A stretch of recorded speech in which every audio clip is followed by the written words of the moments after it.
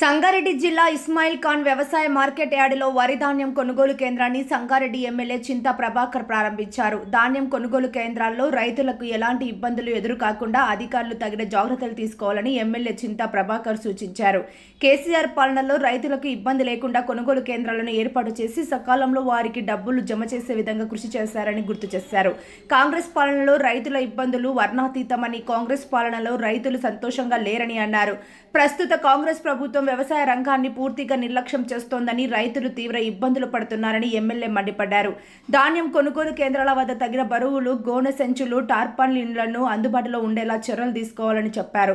రైతులకు ఎలాంటి కష్టం వచ్చినా వారికి అండగా ఉంటామని భరోసా ఇచ్చారు. కార్యక్రమంలో డీసీసీబీ వైస్ చైర్మన్ పట్నం మాణిక్యం, మాజీ సీడీసీ చైర్మన్ కాసాల బుచ్చిరెడ్డి, మాజీ జెడ్పీటీసీ కొండలరెడ్డి, మండల పార్టీ అధ్యక్షులు చక్రపాణి, గోనెల రఘు, అధికారులు, రైతులు ఉన్నారు.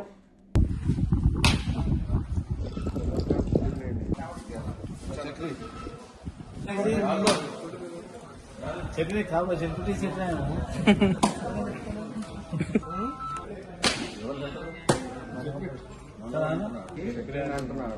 డైరెక్టర్ మంచి మూడు మంచిగా వెళ్తున్నాయి.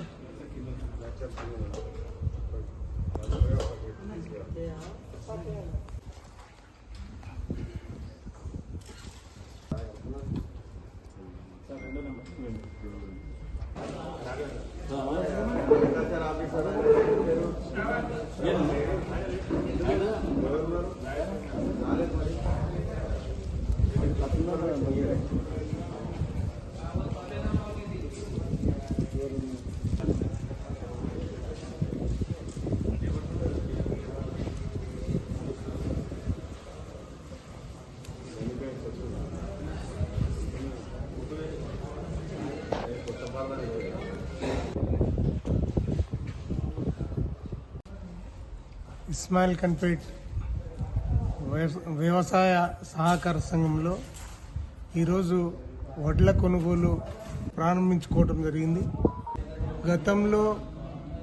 గత ప్రభుత్వంలో తొలి ముఖ్యమంత్రిగా పనిచేసిన కేసీఆర్ గారు రైతులకి ఏ రకమైన ఇబ్బంది ఉండొద్దు అన్న ఉద్దేశంతో ఈ కొనుగోలు కేంద్రాలను ప్రారంభించి సకాలంలో డబ్బులు వచ్చే ఏర్పాటు చేసిండ్రు. కానీ ఈ ప్రభుత్వం వచ్చిన తర్వాత రైతుల ఇక్కట్లు చెప్పడానికి అలవి కాని విధంగా ఉన్నాయి. మరి రైతుల కష్టాలు ఎట్టి పరిస్థితుల్లో దూరం చేయాల్సిన ప్రభుత్వం మరి ఈరోజు రైతుల గురించి పట్టించుకోవాల్సినటువంటి అవసరం ఉంది. మరి రైతులకి ఏ ఇబ్బంది లేకుండా ధాన్యం తడిసిపోకుండా టార్పాలిన్స్ కానీ, అన్ని బ్యాగులు కానీ, మరి సకాలంలో డబ్బులు అకౌంట్లో వేయటం కానీ, ఇవన్నీ తగిన జాగ్రత్తలు తీసుకోవాల్సిన అవసరం ఎంతైనా ఉంది.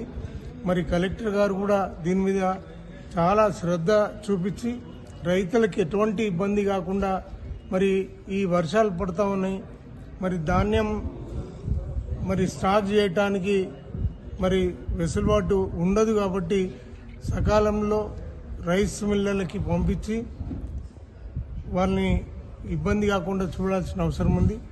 మరి అంతేకాకుండా మరి సన్నాలకు ఇస్తామని చెప్పి బోనస్ పోయిన సంవత్సరం ఇవ్వాల్సిన డబ్బులు ఇంకా ఇవ్వలేదు. ఇంకా సన్నాయినకులు ఉన్నారు.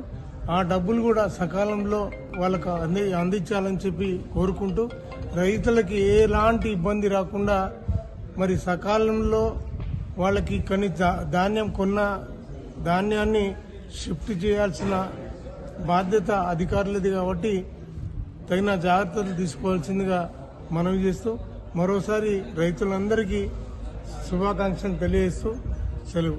జై తెలంగాణ.